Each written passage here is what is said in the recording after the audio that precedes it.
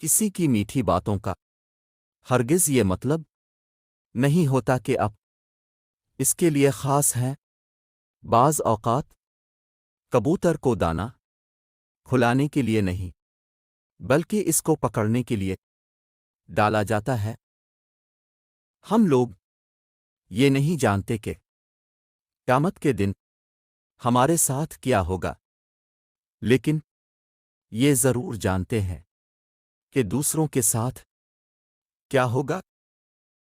لوگ مذہب کے لیے لڑیں گے، جھگڑیں گے اور اسی کی خاطر مر جائیں گے، لیکن اس کے مطابق زندگی بسر نہیں کریں گے۔ سچ بولنے کا بہت شوق ہے تو اپنے بارے میں بولیں، دوسروں کی زندگی عذاب نہ بنائیں۔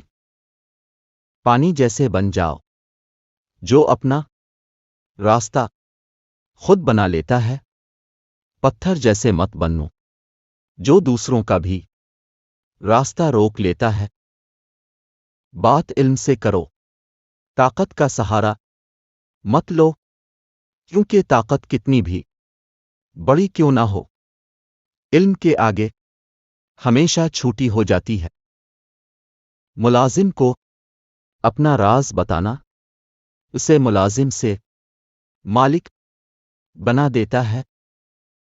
اگر انسان اپنی انگلیوں کا استعمال اپنی ہی غلطیوں کو گننے کے لیے کرے تو اسے دوسروں کی غلطیوں پر انگلی اٹھانے کا وقت ہی نہ ملے۔